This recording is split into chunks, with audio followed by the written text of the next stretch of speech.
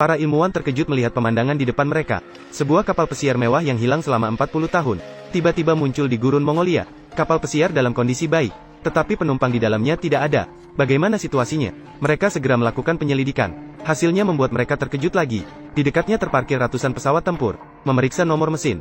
Hasilnya tidak mengejutkan. Pesawat tempur ini sebenarnya hilang sejak tahun 1945. Sama seperti kapal pesiar sebelumnya. Tubuh pesawat dalam kondisi baik, dan bahkan bisa dihidupkan. Tetapi pilotnya tidak ada. Mereka segera mencari tahu kepada penduduk setempat. Apa yang terjadi di sini? Namun jawaban yang mereka dapatkan membingungkan. Seorang tua mengatakan matahari terbit semalam, dan matahari juga menyanyikan lagu untuknya. Para ilmuwan tidak percaya pada telinganya sendiri. Bagaimana mungkin ini terjadi? Tetapi wajah orang tua itu terbakar matahari. Bagaimana lagi bisa dijelaskan? Sampai hari ini, kejadian yang sama anehnya terjadi di India. Terlihat jutaan orang India duduk bersila di lembah. Mereka bersembahyang kepada dewa matahari yang muncul di sana. Para ilmuwan baru mengetahui setelah tiba di lokasi. Ternyata matahari juga muncul di sini semalam, dan juga disertai dengan suara nyanyian. Setelah itu, saudara ketiga tidak lupa untuk menyanyi. Secara keseluruhan, para ilmuwan menyimpulkan bahwa matahari tersebut mungkin berasal dari luar angkasa. Maka segera dibentuk tim investigasi khusus. Hasilnya, dalam 1 detik berikutnya, mereka menerima lagu itu. Setelah menganalisis, para ilmuwan menemukan intensitas denyut suara memiliki pola yang teratur, dan setiap nilai denyut berhenti selama 5 detik. Ini bukanlah intinya. Intinya adalah, format angka-angka ini ternyata adalah koordinat bumi. Para ilmuwan segera mengkonfirmasi di globe bumi. Posisi koordinat berada di suatu tempat di Eropa yang disebut Menara Iblis. Dilihat dari tindakan makhluk asing, jelas sedang menguji kecerdasan manusia. Tapi mengapa mereka memberitahu manusia koordinat ini? Dengan rasa penasaran, para ilmuwan memutuskan untuk pergi ke Menara Iblis untuk mencari tahu.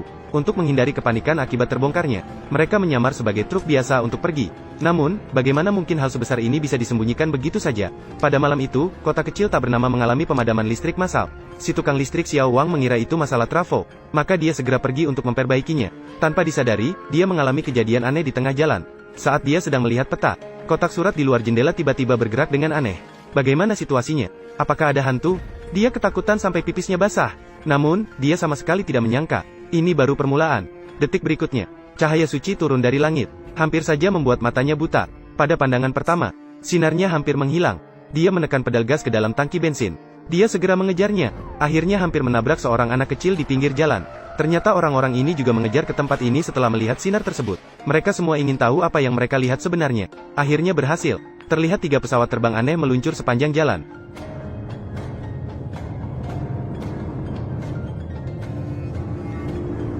Itu kejahatan. Diikuti oleh 1 tim mobil polisi. Melihat pesawat terbang hampir menjauh, petugas polisi menekan gas penuh dan mengejar dengan kecepatan tinggi. Tidak disangka-sangka, mereka tidak sengaja menabrak pagar pembatas. Tiba-tiba tergelincir ke jurang yang dalam. Semua orang terkejut melihat pemandangan ini. Saat pesawat terbang menghilang di awan, listrik di seluruh daerah segera pulih.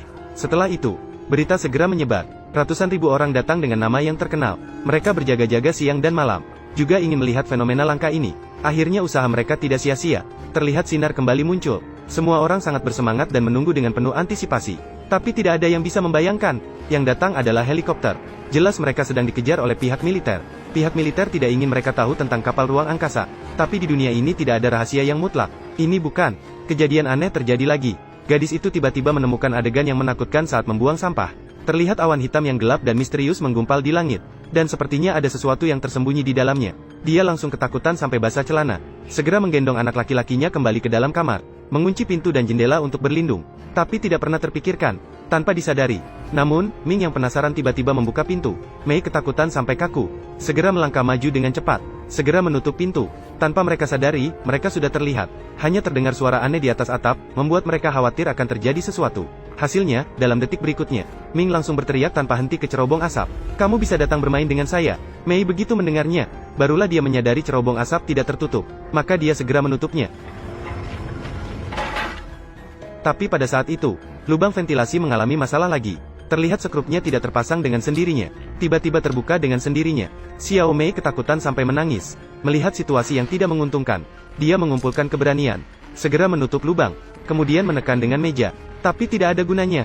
Pada saat ini mereka sudah terbuka sepenuhnya. Xiao Mei ketakutan dan bingung di pojok. Akhirnya, tanpa disadari, Xiao Ming tiba-tiba keluar dari lubang anjing.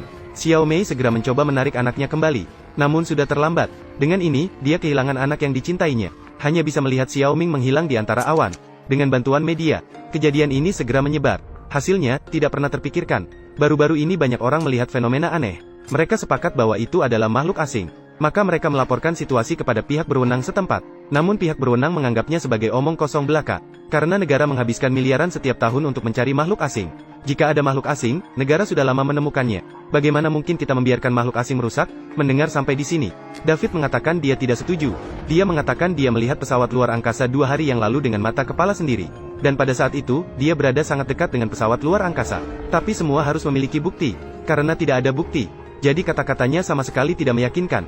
Tapi David adalah orang yang keras kepala. Dia harus membuktikan bahwa dia tidak berbohong. Ternyata sejak mengalami pertemuan dengan pesawat luar angkasa, dia seringkali melihat pola tertentu dalam pikirannya. Jadi dia berencana membuat model dari pola tersebut. Tapi tidak peduli berapa kali dia mencoba, dia tidak bisa membuatnya. Perlahan-lahan dia mulai menjadi sedikit gila. Dan dia kehilangan pekerjaannya karena itu. Ini membuat istrinya sangat marah. Ingatlah bahwa ada keluarga yang harus makan di rumah. Jika ini terus berlanjut, mereka akan akhirnya tidak punya apa-apa. Oleh karena itu, hubungan mereka semakin buruk. Mengingat seriusnya situasi ini, David memutuskan untuk tidak lagi bersikeras membuktikan. Saat dia sedang merobek model, tiba-tiba ada pencerahan. Dia mencabut bagian atas model. Sisa bagian itu adalah model yang ada di dalam hatinya.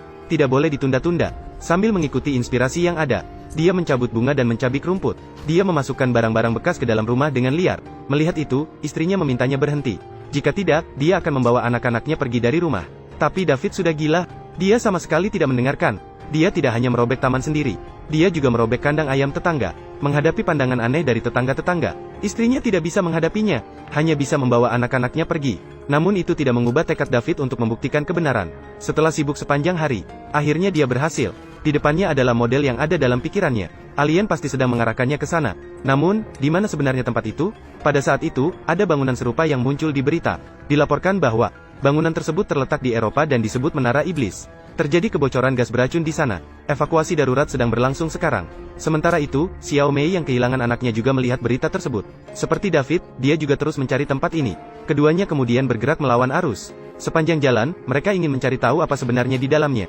Jangan tanya bagaimana mereka saling kenal. Saya hanya bisa mengatakan itu adalah takdir. Setelah perjalanan panjang selama 1 hari 1 malam, mereka akhirnya menemukan Menara Iblis.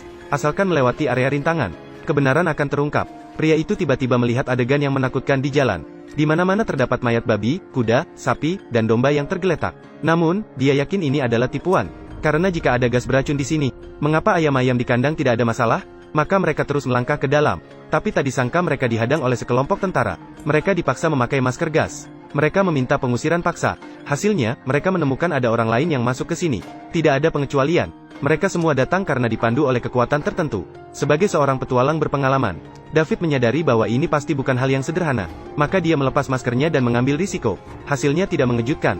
Dia tidak terkena racun. Memang benar-benar menipu. Dia segera memanggil beberapa orang yang berani. Mereka langsung berlari ke atas gunung. Mereka ingin tahu hari ini, apa yang sebenarnya mereka lakukan di puncak gunung ini. Namun sayangnya, mereka tetap ditemukan oleh helikopter patroli. Ini tidak bagus. Mereka segera mencari tempat berlindung. Tentara mencari selama setengah hari tanpa hasil. Akhirnya mereka hanya bisa menggunakan trik terakhir. Menggunakan helikopter untuk menyemprotkan insektisida. Sayangnya, kacamata itu terkena dan dia langsung jatuh tak berdaya. Melihat hal itu, David dan Xiao Mei segera mempercepat langkah dan naik dengan cepat. Setelah usaha yang gigih, akhirnya mereka berhasil mencapai puncak gunung. Mereka terkejut dengan pemandangan di depan mereka. Ternyata militer memang menipu orang. Militer ternyata membangun pangkalan di puncak gunung. Ini untuk apa? Saat mereka bingung, beberapa bintang jatuh melintasi langit, menukik langsung ke lembah. Baru mereka menyadari bahwa itu adalah pesawat luar angkasa. Jelas militer telah menyembunyikan kontak mereka dengan alien dari semua orang. Setiap orang memiliki hati yang bersemangat. Segera menggunakan koleksi di India untuk menyapa alien dengan not musik. Hasilnya berhasil. Ternyata manusia adalah makhluk cerdas. Alien segera merespons, lalu pergi dengan cepat. Tapi saat semua orang merayakan prestasi ini, tiba-tiba terjadi adegan yang aneh. Terlihat awan hitam yang tebal, dengan cepat menutupi seluruh lembah. Detik berikutnya, banyak pesawat luar angkasa menembus awan. Teratur tersusun di sekitar lembah. Semua orang ketakutan sampai celana dalam mereka basah. Ini bukanlah invasi, kan? Mereka salah sangka. Saat sebuah kapal induk besar muncul, barulah manusia menyadari bahwa pesawat kecil ini mengawal kapal induk. Di dalam kapal induk pasti ada pemimpin alien. Semua orang terkejut dengan benda raksasa ini. Mereka hampir tak bisa bernapas karena tekanannya. Memanfaatkan kesempatan ini, David dan Mia segera turun bukit dan menyelinap ke dalam kerumunan. Dalam situasi ini, tidak ada lagi yang memperhatikan mereka. Setelah itu, manusia menyapa kapal induk dengan cara yang sama. Mereka mendapatkan balasan yang sama. Hanya saja, kapal induk memiliki daya yang besar. Tidak lama kemudian, manusia menemukan alien-alien ini menyukai musik. Maka manusia memainkan musik yang mereka sukai. Mereka melakukan pertukaran musik yang belum pernah terjadi sebelumnya dengan alien.